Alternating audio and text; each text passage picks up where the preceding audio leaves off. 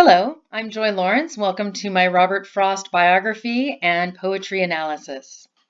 These are the sources I've used for this presentation: Frost, collected poems, prose, and plays, biography.com, poets.org, and Modern American Poetry. Again, there's the website, english.illinois.edu, which I highly recommend for when you are researching for your presentation towards the end of the class.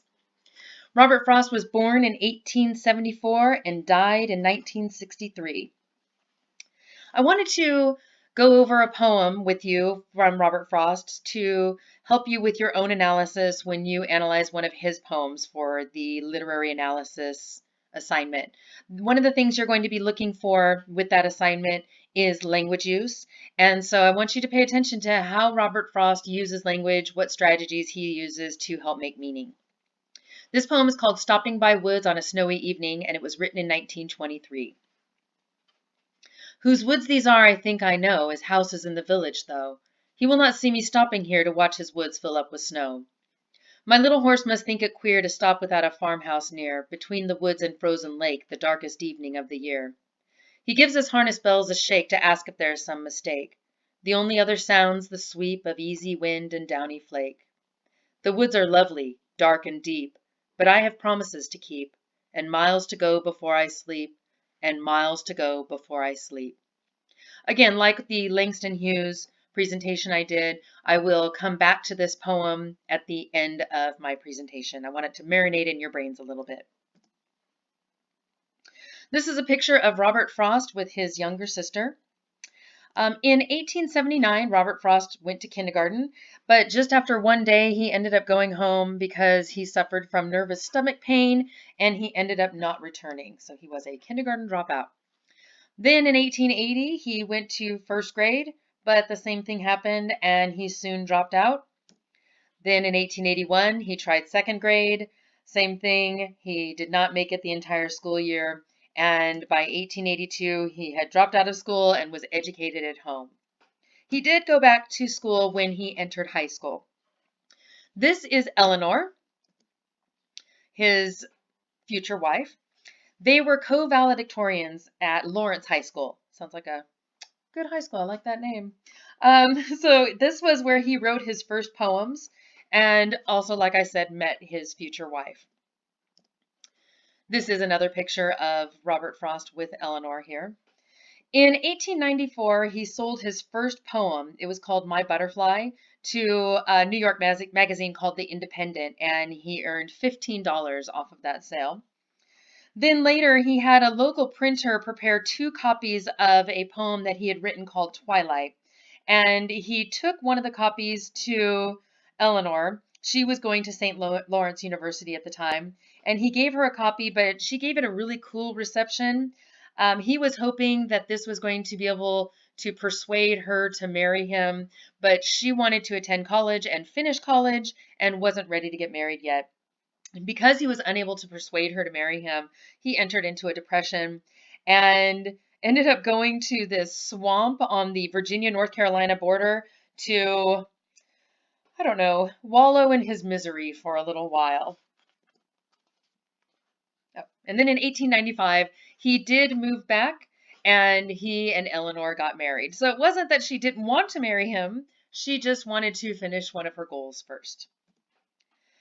Robert Frost and Eleanor had 6 children. They ended up moving to London in 1912.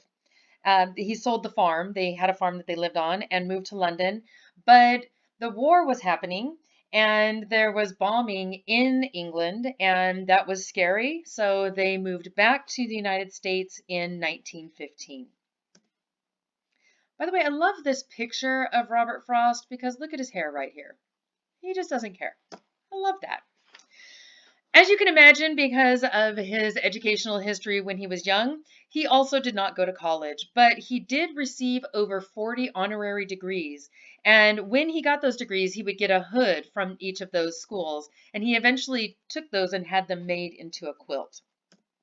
He also won 4 Pulitzer Prizes for his poetry. Robert Frost had a series of tragedies. In 1934, his youngest child and his favorite child, Marjorie, died a death from a slow death from a fever. Then in 1938, his wife Eleanor died suddenly of a heart attack. And when she died, Frost collapsed, and his children had to take her and take care of the body. Then in 1940, his son Carol committed suicide. And then his daughter Irma suffered from mental disorders and was finally institutionalized. So you'll see a lot of dark themes in Robert Frost poetry, and there is the theory that these life events did add to that. All right, coming back to the poem. So each of these little paragraphs in a poem is called a stanza.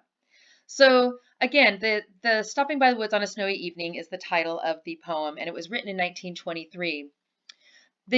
One of the main themes of this poem is depression and suicide. So there's a lot of imagery happening in this poem. Again, imagery is one of the strategies that writers will use, one of the language strategies that writers will use. And you want to think about that when you're analyzing Robert Frost's poem for your literary analysis. All right, this first stanza here, whose woods these are I think I know, his house is in the village though, he will not see me stopping here to watch his woods fill up with snow. So you have the narrator of the poem. In a book or a story, you might have the people are characters, but in a poem, they are a persona or personae if there's more than one. So the narrator here, we have to ask if we can trust the narrator. Is the narrator reliable? And the answer is no, because, and again, let's go through this first stanza.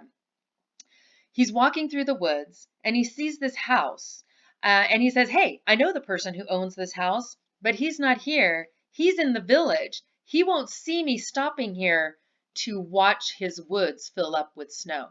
So right here, watching the woods fill up with snow, this is a grave image because you have the snow is filling in.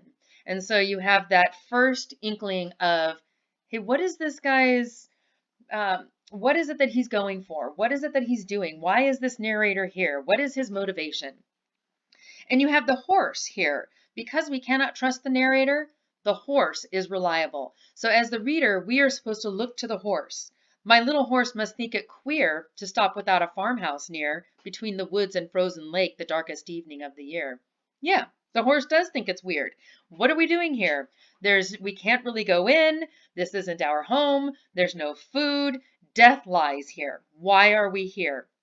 And that is who we're supposed to trust, is the horse there. And between the woods and frozen lake, the darkest evening of the year, you have death imagery right there too, because frozen, again, a death image, and the darkest evening of the year, that is going to take place in winter. And winter is a standard symbol for death in literature. Now this next stanza, he gives his harness bells a shake to ask if there is some mistake. The only other sounds the sweep of easy wind and downy flake. So again, the horse giving his harness bells a shake to kind of break the narrator out of this reverie.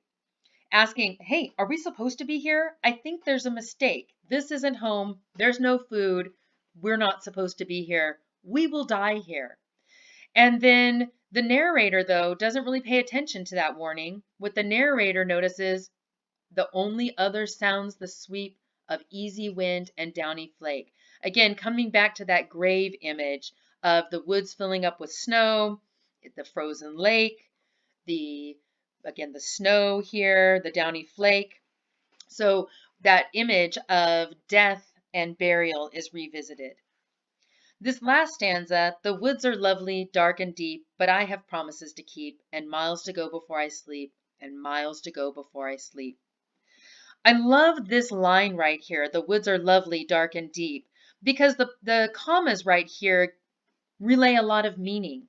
If Robert Frost had written the woods are lovely, comma, dark, comma, and deep, then that would have been descriptive of the woods. The woods are lovely, the woods are dark, and the woods are deep.